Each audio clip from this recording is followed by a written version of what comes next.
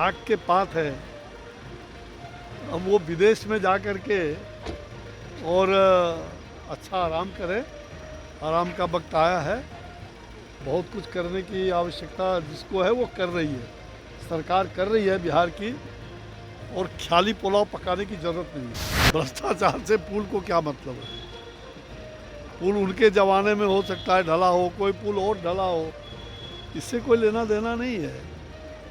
हाँ, अगर भ्रष्टाचार की बात कहीं भी है तो उसके बारे में उजागर करना चाहिए।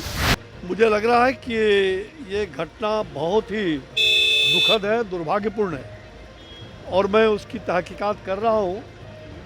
लगातार हमारा संपर्क बना हुआ है। ये सनातन धर्मावलंबियों पर बहुत बड़ा कुठाराघात है, और मुझे लगता है कि आज इतनी बड़ी बात हुई है। वहाँ की जो सरकार है आंध्र रहे हैं कि हमारी सरकार बनी तो मिथिला डेवलपमेंट ऑथोरिटी बनाएंगे, बिजली फ्री कर देंगे। है, देखो झाग के पात है। अब वो विदेश में जा कर के और अच्छा आराम करे। आराम का वक्त आया है।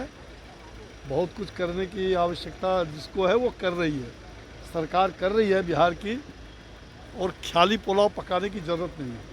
सर, आपका राजनीतिक अनुभव बहुत लंबा रहा है, आप कई विभाग के मंत्री भी रहे हैं। सर, पुल गिरने का सिलसिला लगातार जारी है। फिर समस्तीपुर में कल जो नीतीश कुमार का 3 प्रोजेक्ट है उसका स्पाइन गिर गया। क्या लगता है, निश्चित तौर पर सरकार को इस पर बहुत गंभीरता से नहीं लगता सोचना चाहिए? भाई देखिए, जो भी पुल गिर रही है उसमें उसकी गुणवत्ता में ख्याल रखना बहुत ही आवश्यक है। उसके लिए सरकार सचेत है, जागरूक है, और मेरा विश्वास है कि उस पर तुरंत कार्रवाई होगी, और भविष्य में इस प्रकार का निर्माण कार्यों का उसकी रूपरेखा वो पूरी तरह से तैयार इस प्रकार किया जाए जिससे कि किसी प्रकार की खतरा भविष्य में उत्पन्न न हो। बिहार में भ्रष्टाचार को लेकर के लगातार विपक्ष सवाल खड़ा कर रही है और कह रही है कि बिहार भ्रष्टाचार बढ़ गए, जिसके वजह से पुल गिर रहे हैं लगातार। 2 दर्जन से अधिक पुल गिर रहे हैं। भ्रष्टाचार से पुल को क्या मतलब है? पुल उनके ज़माने में हो सकता है ढला हो, कोई पुल और ढला हो, इससे कोई लेना देना नहीं है। हाँ, अगर भ्रष्टाचार की बात कहीं भी है तो उसके बारे में उजागर करना चाहिए, लेकिन बिहार की सरकार भ्रष्टाचार से परे है। सर, तिरुपति में नहीं लगता, आप तिरुपति में जो खबरें आई आस्था के साथ खिलवाड़ हुआ, क्या लगता है सरकार को इस पूरे मामले में एक पूरा SOP बनाना चाहिए सभी मंदिरों के लिए? जी, सरकार को एक SOP बनाना चाहिए। तिरुपति बालाजी में जो खबरें आई थी सर कि वहाँ कह सकते हैं प्रसाद में कुछ मिलाए गए थे जो आपत्तिजनक थे, जो सनातन धर्म के खिलाफ थे, तो लगता नहीं कि सरकार को एक SOP बनाना चाहिए पूरे देश के मंदिरों को लेकर?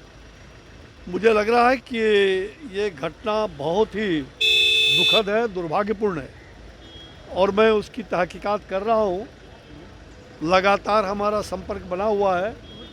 ये सनातन धर्मावलंबियों पर बहुत बड़ा कुठाराघात है, और मुझे लगता है कि आज इतनी बड़ी बात हुई है। वहाँ की जो सरकार है आंध्र की, उनको अविलंब इस पर कठोर कार्रवाई जांचोपरांत करनी चाहिए, और जो भी दोषी हों, जो भी गुनाहगार हों, उनको अविलंब सज़ा देनी चाहिए। हम और भी तहकीकात करके सनातन धर्मावलंबियों का अपमान नहीं सहेगा हिंदुस्तान। बिहार में अमेरिका के दौरे पर थे राहुल गांधी, अमेरिका के दौरे पे थे राहुल गांधी, और कहा गया कि आरक्षण खत्म करने की बात कही। उन्होंने सिख धर्म के खिलाफ आपत्तिजनक बयान किए। मुझे लगता है कि जाति, धर्म और संप्रदाय के बारे में हमारे विपक्ष के नेता यहाँ जो बोलते हैं, लेकिन भारत की निंदा दूसरे मुल्क में जाके करते हैं। क्या ये उचित है? क्या अगर उचित है तो अपने देश की निंदा दूसरे देश में करें, तो इससे मुझे लगता है कि भारत का जो अपमान है वो कभी हिंदुस्तान की जनता स्वीकार नहीं कर सकती है, और ऐसे लोगों को जनता नक्कार खाना में भेजने का काम करती रहेगी। बिहार में सर्वे लोग देना चाहिए, विपक्ष कह रही है। क्या अपने देश से प्यार नहीं उनको जो इस तरह से जमीन सर्वे बिहार में चल रहा है? भाई मुझे लग रहा है अगर देश से प्यार होता तो देश का अपमान क्यों करते हैं? जमीन सर्वे को लेकर के सवाल खड़ा कर रही है, कह रही है बंद कर देना चाहिए। जमीन सर्वे रोक देना चाहिए क्योंकि यहाँ पे जो है खूब भ्रष्टाचार हो रहे हैं, बिना पैसे के काम नहीं कर रहे हैं। कहा जा रहा है लोग परेशान हैं। मुझे लगता है कहीं मैं भी ज़मीन का मालिक हूँ, मेरी भी खेती है, हम लोग सर्वे करवा रहे हैं और ज़मीन के सर्वे में कोई भी भ्रष्टाचार बर्दाश्त नहीं किया जाएगा और सरकार उस पर जागरूक है।